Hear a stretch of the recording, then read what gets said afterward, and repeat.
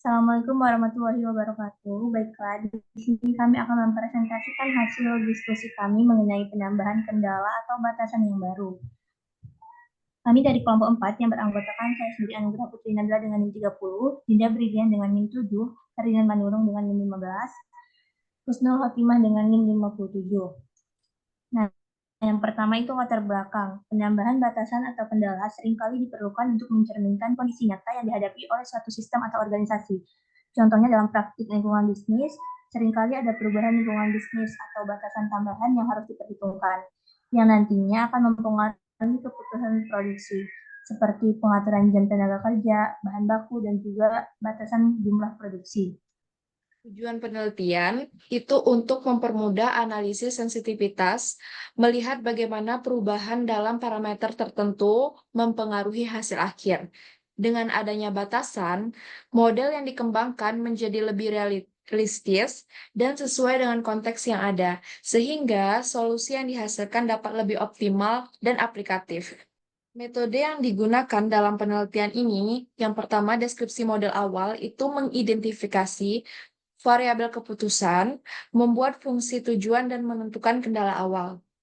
Kedua, penambahan kendala. Penambahan kendala baru dalam bentuk persamaan atau pertidaksamaan baru yang berkaitan dengan variabel keputusan. Ketiga, proses penyelesaian. Penyelesaian model menggunakan metode simplex dan dualitas.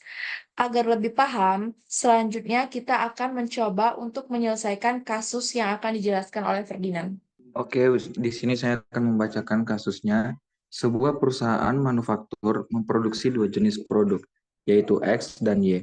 Setiap unit dari produk X memberikan keuntungan sebesar 5.000, sementara produk Y memberikan keuntungan sebesar 7.000. Perusahaan ini memiliki sumber daya terbatas, yaitu yang pertama jam tenaga kerja, itu maksimum 40 jam per minggu. Yang kedua bahan baku, maksimum 50 unit per minggu. Yang ketiga produk X membutuhkan 2 jam tenaga kerja dan 4 unit bahan baku per unit. Yang keempat, produk Y membutuhkan 3 jam tenaga kerja dan 3 unit bahan baku per unit. Perusahaan ingin memaksimalkan keuntungan dengan memproduksi X dan Y, namun dihadapkan pada kendala tambahan, yaitu bahwa total produksi Y itu tidak boleh lebih dari 10 unit per minggu. Oke, di sini kami memodelkan kasus tersebut. Yang pertama kami menggunakan model matematis primal, yang dimana fungsi tujuannya sesuai pada kasus, yaitu untuk memaksimumkan 5.000 X plus 7.000 Y, yang dimana X dan Y ini adalah produknya.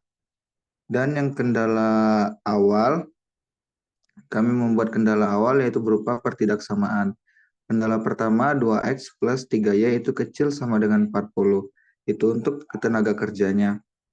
Dan yang kedua, 4X ditambah 3Y kecil sama dengan 50 untuk bahan baku di mana X dan Y lebih besar dari 0. Dan sesuai pada kasus, kami menambahkan kendala baru yang di mana Y lebih kecil sama dengan 10 atau batasan produksi Y-nya, di mana X, Y harus lebih besar sama dengan 0.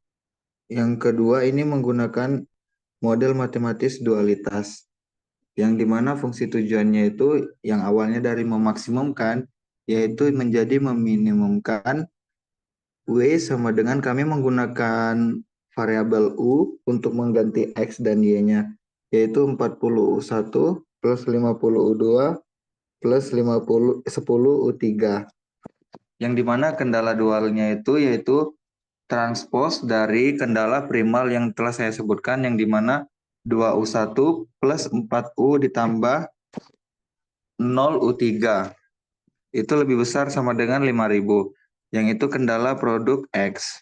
Dan yang kedua 3U1 plus 3U2 plus U3 harus lebih besar sama dengan 7.000, itu kendala produk Y, di mana U1, U2, dan U3 harus lebih besar dari 0.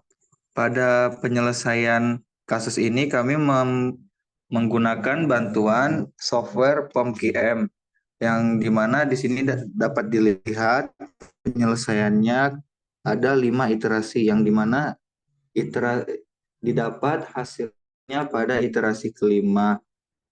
dengan solusi 2166,67 jam kerja dan 167 tenaga kerja itu akan menghasilkan keuntungan maksimum yaitu Rp95.000. Nah, penelitian ini menunjukkan bahwa penambahan kendala pada model optimisasi linear, khususnya pada produksi produk Y, berdampak signifikan terhadap solusi optimal yang dihasilkan. Analisis dualitas membantu perusahaan memahami nilai dari setiap sumber daya dan bagaimana kendala baru memengaruhi keuntungan. Dengan demikian, perusahaan dapat membuat keputusan yang lebih baik tentang alokasi sumber daya dan merespon perubahan kondisi yang memerlukan penambahan kendala baru. Baiklah, sekian presentasi dari kelompok kami. Lebih kurangnya kami mohon maaf. Assalamualaikum